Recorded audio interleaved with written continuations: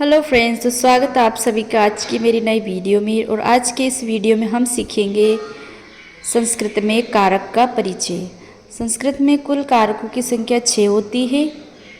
कारक की परिभाषा: क्रिया जनकत्वम कारकम, अर्थात जो क्रिया को जनक का मतलब होता है उत्पन्न करने वाला है, उसे हम कारक कहते हैं।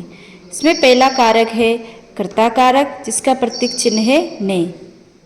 परिभाषा: जिससे क्रिया करने वाले का बोध हो उसे हम कर्ता कहते हैं, अर्थात जो कार्य करता है उसे हम कर्ता कहते हैं। जैसे बालको गच्छत है, यहाँ पर जाने की क्रिया बालकों के द्वारा हो रही है, तो बालक यहाँ पर कर्ता है। दूसरा है कर्म कारक, जिसका प्रतीक चिन्ह होता है को, अर्थात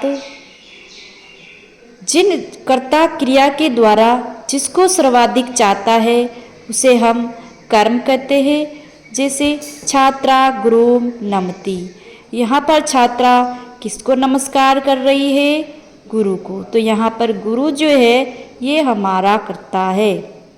तीसरा है करण कारक, जिसका प्रतीक चिन्ह है से या द्वारा, अर्थात कर्ता अपने कर्म के द्वारा जिसकी सबसे ज़्यादा सहायता लेता है उसे हम करण कारक कहते हैं।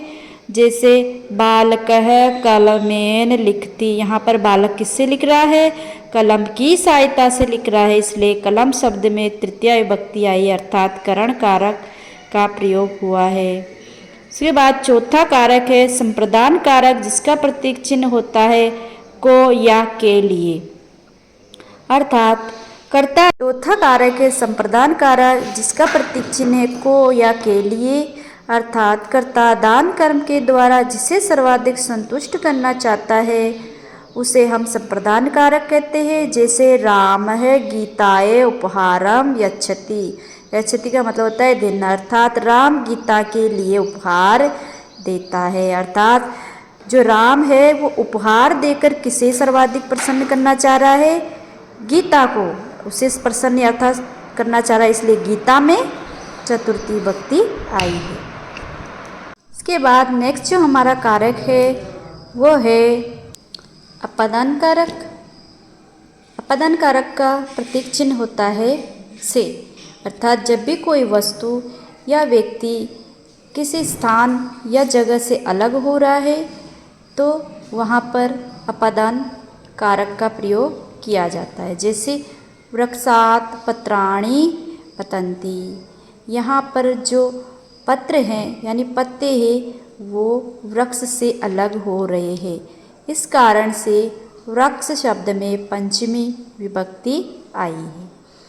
नेक्स्ट है संबंध कारक, लेकिन इसको कारक नहीं गिना जाता है क्योंकि यहाँ क्रिया का संबंध जो सीधा है वो कारक से कर्ता से नहीं होता है, तो इसको जो है कारक की श्रेणी में नहीं माना जाता है, लेकिन उपपद विभक्ति के रूप में इसको पढ़ा जाता है। नेक्स्ट है अधिकरण कारक, लास्ट हमारा छठा कारक है अधिकरण कारक, अर्थात कर्ता और कर्म के द्वारा किसी भी क्रिया का आधार, अर्थात क्रिया का जो भी स्थान अथवा समय है उसको हम अधिकरण कारक कहते हैं।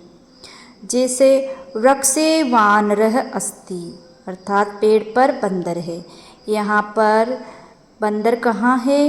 तो वृक्ष पर है, ये क्या हो गया? स्थान हो गया, तो उस स्थान की आधार संज्ञा हुई है और आधार में अधिकरण का प्रयोग होता है। संबोधन, संबोधन को कारक नहीं माना गया है ना, इसका प्रयोग केवल और केवल हम किसी को संबोधित करते उसके लिए प्रयोग किया। जैसे हे विनय त्वं किम पठसि, हे विनय तुम क्या पढ़ते हो, किसी को बुलाने के लिए, किसी को संबोधित करने के लिए, संबोधित करने के लिए इसका प्रयोग किया जाता है। तो वीडियो आपको कैसी लगी कमेंट करके ज़रूर बताएं।